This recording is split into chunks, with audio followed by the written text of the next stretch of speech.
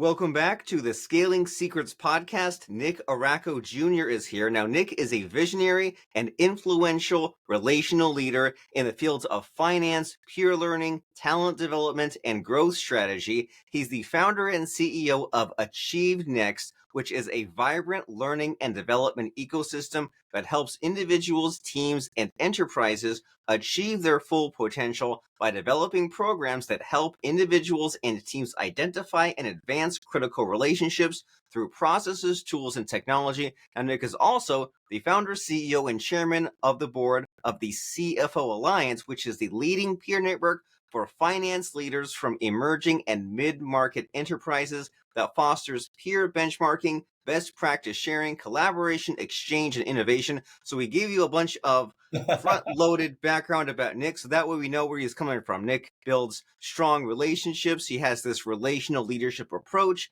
He has passion and commitment for lifelong learning, and we're here to talk on the Scaling Secrets podcast about achieving that next level of growth and performance. So Nick, how the heck are you today? I'm doing well. What an intro. First of all, it sounds like a lot of consulting speak, but if you boil it down, it's all about relationships and creating two-way exchange. And that's, you want to talk about scaling secrets. That's at the center of everything we try to do, is create that in opportunity environment for people to build relationships with each other and make sure that there's at least some level of effort to make that mutually beneficial. And so what does this two-way exchange look like? Because you imagine that this is this idea of like you build a team and you don't just want to make them dependent on you, and you want there to be like some kind of feedback. But when you say about there's like this two-way exchange of information, in what sort of context, what kind of environment? Yeah, I mean, look, I think all of us would say in the last 5 years in particular that the interchange between work life and personal life are now intertwined. It's not I turn a switch on and I'm my work persona, be that as a leader, be that as someone in the services side or the product side, or in an early stage company or a global company.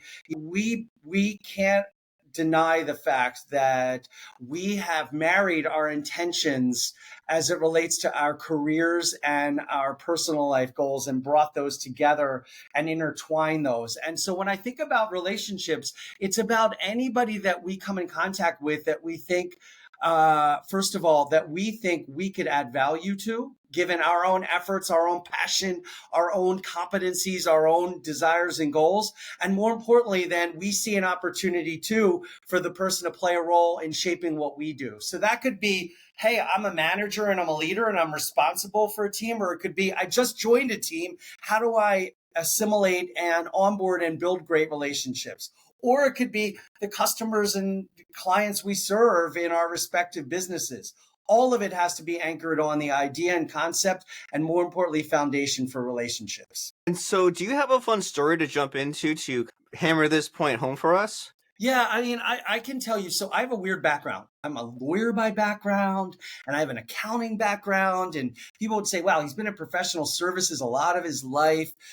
So they probably think I have a homogenous relationship ecosystem I've created. We all look and sound the same. We're all white collar, or we're all in professional services, or we all have finance and legal backgrounds, and we all look like and sound like the same demographic. I'm part of Gen X, right? It would sound like, let me guess, he hangs out with and he's built relationships with that one vertical because it's easiest, right? The similarities and assimilation are there. I was fortunate enough to meet someone early in my career who turned the tables on that equation the first time I met him. Here was a gentleman who's about 30 years my senior, and God bless him, he just passed away recently, so I lost this big mentor in my life. But he had 30 years of life experience on me, and I was early to a meeting, which I typically am. And he was finishing up a meeting. So I got to see him finishing up a meeting with someone who was 10 years my junior. And they were in this intense conversation. And so I'm watching that. If he's 30 years my junior and he's meeting a senior and he's meeting somebody 10 years my junior, there's a 40-year age gap, right? Between these two Right. people. And they're going at it and they're having this passionate conversation, and it ended. And and then he's had, I was gracious enough, I waited. And then he's had a meeting with me equally as passionate. And we had an hour-long meeting. We got through our agenda items. And as he's finishing up the meeting with me, I see someone gathering who is 10 years his senior that he's waiting to meet with. And I had to stop him. And I said, his name was Richard. I said, Richard, are you meeting with this gentleman waiting for us? And he said, I am. And I said, Richard, I'm marveling at the fact that you just met in one afternoon with 3 people across industries, across different diverse backgrounds, across leadership cycles, across life cycles, yet you're creating great relationships and creating counsel there. And he said, you want to know why? And I said, how do you do that? And he said, well, I'm purposeful, and I've embraced my superpower of asking great questions of people. And I try to display worthy intent with every interaction that I have. And sometimes worthy intent means, no, I can't help you. And he said, for some reason, it resonates with so many, maybe because it's so simple, but also so pure. And I have tried to embrace and embody that and teach others that in this day and age that's so noisy and so complicated, that if we can try to display some level of worthy intent with the questions we ask and the answers we give, you're going to build great relationships. So we need your help in these next few minutes to kind of understand this worthy intent concept, Yeah, because yeah, I can definitely relate to, you want to be a good people person, right? And you want to be helpful and you want to be thoughtful and you want to have these good interactions. But what does that even look like? You say things like, figure out what they want, or like ask these interesting questions. Like, how does someone even begin to do this, or maybe like lean into, if they're kind of doing it right accidentally sometimes, to do it more deliberately? How do we kind of up our social game? Well, you're right. There is an art and science to this. So let's talk science first. You have to understand yourself, and you have to understand how you naturally prefer to receive information from others, process that information, and use that information to make decisions or to communicate back. And part of that is driven by science. The way that the connective tissue in our brains is formed is unique to all of us. And so each of us has our own natural preferences on the way that we prefer to receive information. And I'll go one level down. So people like me who are naturally have embraced finance and law means that if we have a natural interest in that, it means that we prefer facts, figures, and numbers to be the basis for focus of information and exchange. How many times have leaders met with someone where they're like, wait, what's our goal? Let's quantify that goal. Let's anchor on that quantified goal, and let's not deviate from it. They are the numbers people. They are the facts people. We agreed that this is point A, this is point B. This is what we're going to anchor our exchange and our efforts upon. At the same time, there are people that we encounter that are really passionate about the how. Well, if we set that goal, how are we going to get there? Explain to me, step to step, how it's going to work. And then there's a group of people that naturally will say, I understand the goal. I understand how, but how does it feel? It involves people. These are the people that start every conversation with, how was your weekend on a Monday? And what are you doing this weekend on a Friday? Or it's raining, it makes me feel like X. They are feeling oriented. And then you have a whole group of people that are creative that are saying, what do we haven't considered? What are we capable of that we haven't thought of? And what should we be stretching to reach that may not have ever been done before? I think if people understand naturally how they prefer to receive information and can begin to learn how to spot and identify how others naturally prefer to receive information, it brings people together to where they are. And it changes the way that people communicate and get to know each other as well.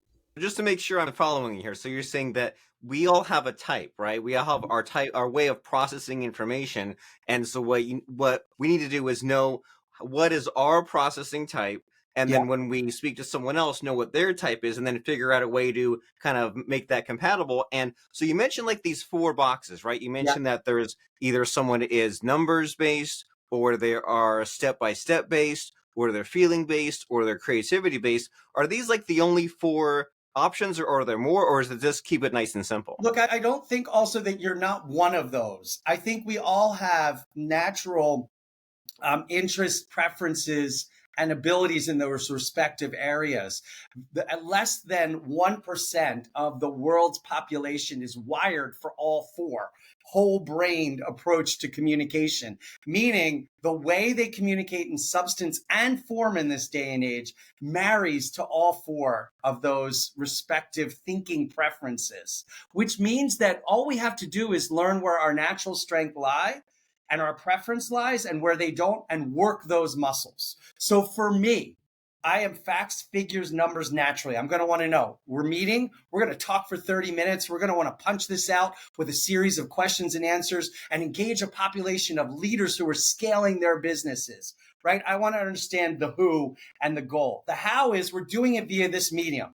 We have to make it somewhat entertaining and thought-provoking. It can't just be a robotic exchange. That's the how and the mechanism for it. The feeling, hey, I know you. You have a track record and a reputation for asking great questions. I just have to be ready to authentically respond with some level of deep sense of feeling and passion. And then always considering, what have we not talked about that we should? Right? So we have to train our muscles to be whole brain so that entire audience responds. Right? So I'm going to give you a real-time example. Finance people are facts and figures based. The last thing they should do is build a team of people around them that are all facts and figures and numbers based, because then they're missing. Well, how are we going to do this? Or how does it feel that we're communicating with this data and information and financial focus to others? Or what are we not considering that we should? They need to build whole brain teams as well.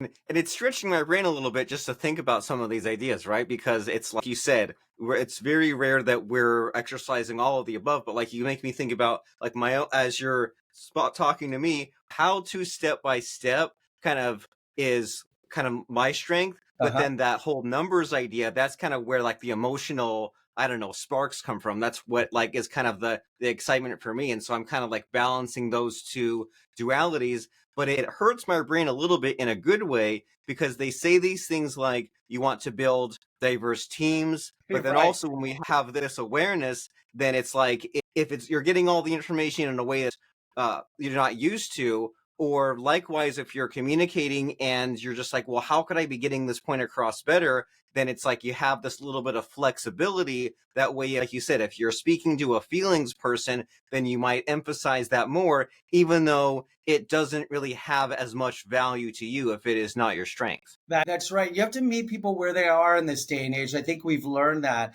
And you also have to test for will and skill, not just skill. Do they understand what I'm saying? But do they have the interest and ability to embrace what it is I'm trying to teach them, provide to them, answer for them, and do something with it?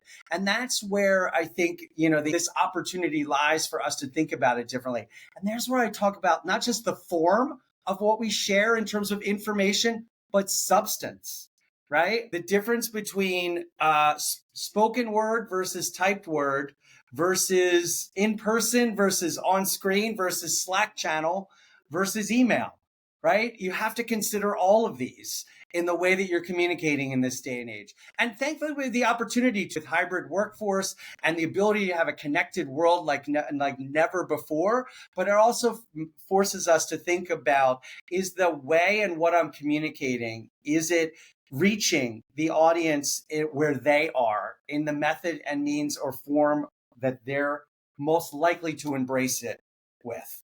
So I'm getting a lot of understanding of your excitement and creativity here, and how we need to make things just as exciting to others, so that way they sit up and pay attention and understand and are motivated to take in our information.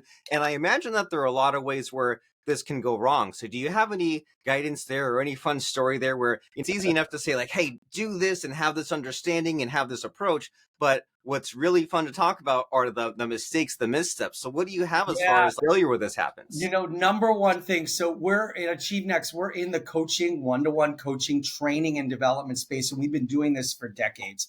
And the biggest mistake is when a leadership team or leader comes to us and says, I know exactly what my team needs.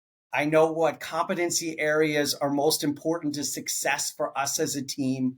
So can you train them in this area? And the first thing we say is, did you ask them whether or not they wanted to be trained? Did you ask them how they want to embrace training and development?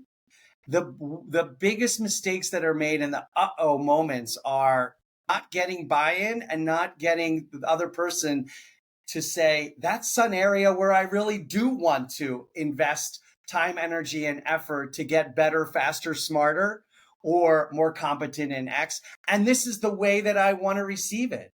I had a CFO tell me just 2 weeks ago, well, look, we finance leaders, even with all of the beautiful new technology stacks and features we have access to, the majority of us would never give up Microsoft Excel. We're still doing a lot with spreadsheets and formulas and cells like never before. And we're not at all trying to replace that.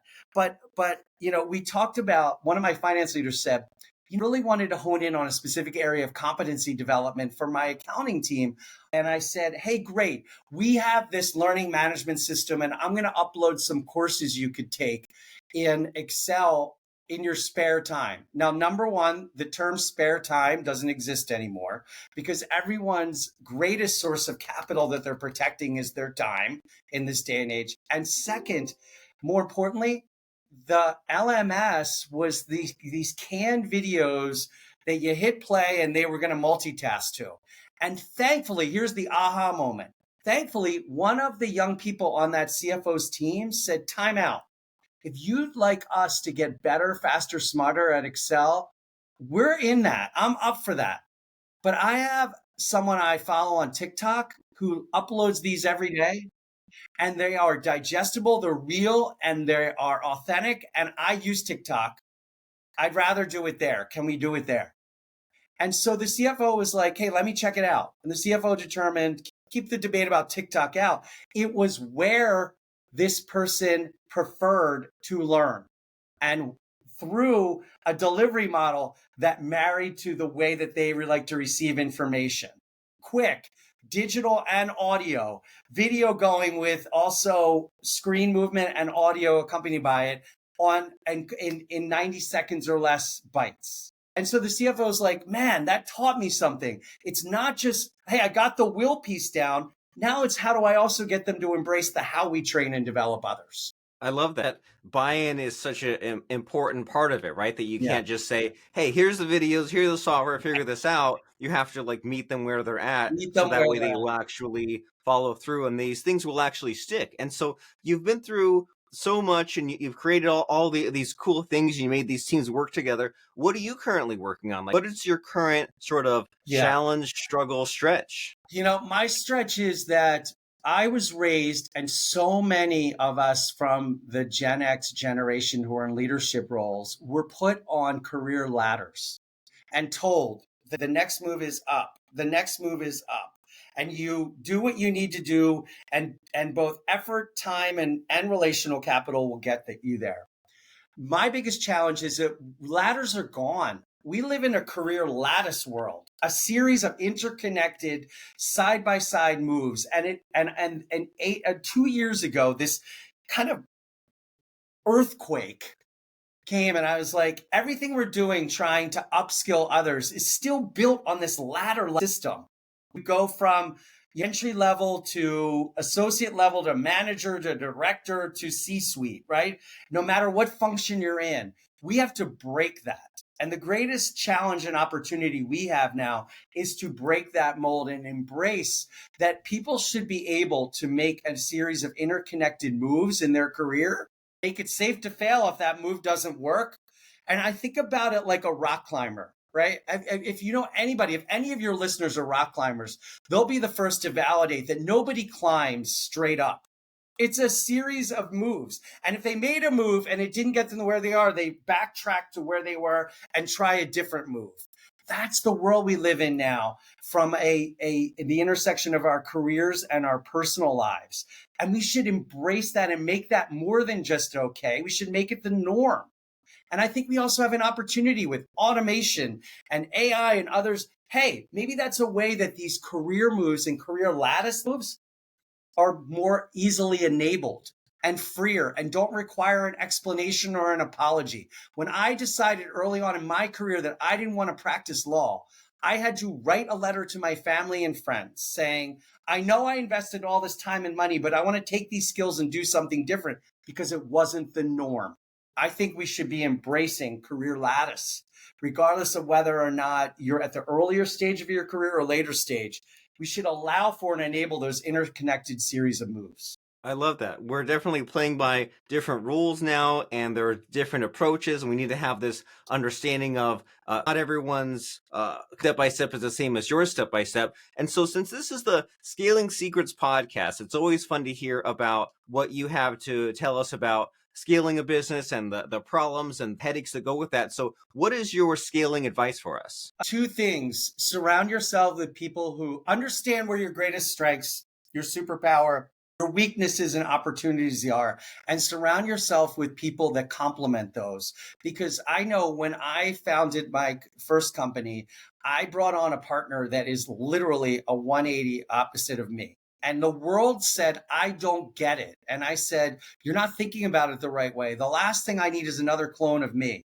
I need someone who processes information, sees the things that I don't, communicates in their own authentic way, completely different than I do, and put that person next to me. And then I wanted to make sure the next person we added was complementary to or filled in another gap.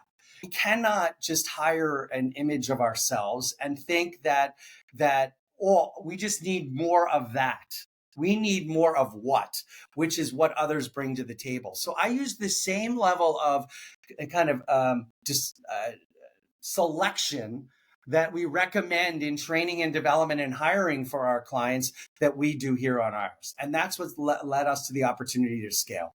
Wonderful. And that's refreshing because it's like if you have the right team around you, then they'll figure all these things out. And it doesn't depend on the software that might change next year Yes. or whatever this other strategy is. The people will figure it out. And this is a huge insight because when I first heard about some of these concepts, say like 10 or 15 years ago, you hear about how some people are visual learners or auditory or like things like that. And the point is that not everyone thinks the same way as you, but your natural caveman tendency is to think, oh, well, that person talks differently than me. They must not be as smart as me. You equate the sameness with the intelligence, and that's kind of a subconscious problem to overcome, because if you go into that, then as you said, you end up with a bunch of clones of you, and then the limited is sinking. Instead, you want to strengthen your own strengths and do what you do best and have other people fill in those other gaps. And so that's quite a monumental nut to crack, but it's good to have awareness, and it's good to kind of know that this might be a blind spot or a way that we might go wrong. And so tell us about some of these creations that you made. You have the Achieve Next company, you have the CFO Alliance, you have the Level Up podcast series. So if someone wants to find out more about Mr. Nick and what you have going on and how you can help, like, tell us about what are these different blocks you have. Look, I love the opportunity to build great relationships. That begins with making a connection that counts. So anyone can find me on LinkedIn. You can also visit our websites at Achieve Next and the CFOalliance.com. Both sit next to each other. On my podcast series, I'm so proud of the guests I've had on Level Up. Check us out on every major podcast platform. If you put Level Up and put my name in, you'll find us. But, I hope that what we can create together is mutually beneficial and storytelling, right? I think, and I give you credit too for putting this together, because what you're really trying to enable is action. So don't hesitate to reach out to me. And I love questions and requests, and, I'm here to get. Wonderful. And can you help us understand the differences between these kind of different calls to action here, like the Achieve Next and CFO Alliance? How do we know which one to go to? Sure. So I made it easy with the CFO Alliance. If you're a finance leader and you're responsible for developing yourself and a team and accounting, FP&A, and other finance treasury functions, and you want to find your peer network where dialogue is at the center of exchange and building great relationships with peers, so you can tap into them for benchmarking, best practice sharing, and pure therapy, I'll call it, in this day and age, the CFO Alliance is the home for you. Do not hesitate to reach out if you are a currently seated finance leader or an emerging rising star in finance and want to accelerate your career. This is your tribe. for everyone else that really values leadership and people, your own development, the professional development of your team or your workforce, and you want to learn about how best to tap into your capabilities, better understand yourself, marry that will and skill in the workforce, visit us at achievenext.com. And frankly, if you're stuck in between, that's where you can reach out to me, given that I founded both companies and I can steer you either way.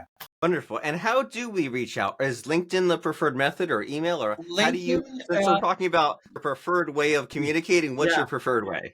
So my preferred way is LinkedIn or email, and that email is Nick, Nick, .araco, my name, at achievenext.com. Wonderful. And so you send that email or you send that LinkedIn message, and then I know we're in kind of like an extended call to action mode, but it's for me to jump into these different offerings you have. So in the final call to action phase here about your podcast, and Yeah. you're obviously like a people person. You love people and understanding and communicating. In your podcasting journey, has there been any sort of aha there, like either as far as the peopling, the conversating, the getting up in the morning and doing it? Like, what do you have in this end of our conversation just as far as podcasting aha? Well, I tell you, in just 2 weeks, I'm bringing together all of the guests from my podcast series over the last 2 years for a bit of connection, reunion, and introduction to each other, because they are a special, diverse group of leaders across industries, DNA, life cycles, and stories. An aha moment.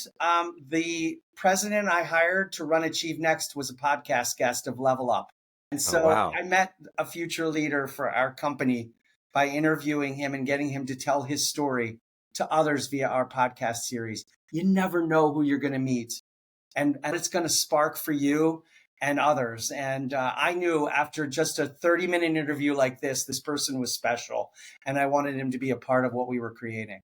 It took me 3 years to get him, but it set that in motion. There was a nice connection. And I mean, you're making me think of all the connections I've had just from podcasting. And it's a great foot in the door, a great way to know someone. And that is super cool that you're doing sort of an Avengers Endgame, so to speak, right? Getting everyone back all in one place, and you kind of mix the old with the new, and that can be a lot of fun. So this is Nick Araco Jr. Am I saying your last name right, by the way? You are the few that do, but you do. It's fine. Nick Araco Jr. on LinkedIn, and also check out the Level Up podcast series, Achieve Next, and the CFO Alliance, depending on where you fit in those different profiles where Nick mentioned, because Nick practices what he preaches, right? It's not just a one size fits all. You have different needs and different levels of awareness. So whether you are a right fit for the CFO Alliance or Achieve Next or the Level Up podcast series, or just find Nick on LinkedIn or send him his email, you think about what he told you about the ways that you think and communicate, and use that to better up your communication skills and make it work with your team and have a successful career, all of the above. So as people are going to one of those many calls to actions there, Nick, do you have a final talking point for us, a final soundbite, a powerful quote or lesson to send us on our way? I do, and it's a visual I have right in front of me at all times, including here in my office. In the frame are the letters GPS, which stand for goals, passions, and struggles. And I hope that with every interaction I have with someone I know or someone I'm being introduced to, that we get the chance to, and I'm intentional about getting them to share with me a goal, a passion, and or struggle. And that lends itself to building great relationships. Consider that the next time you meet someone. Consider that the next time you're interviewing someone. Consider that the next time someone you're working with seems to be having a hard day. Go there and use the GPS, as a trigger and something you can own as being intentional. That's a great framework. Goals, passion, struggle. Yeah. I'll internalize that. And let's all thank Nick Araco Jr. for showing up here on the Scaling Secrets podcast. Wonderful speaking with you, Nick. Thank you for having me. You do a great job, and I'll continue to be a listener as well.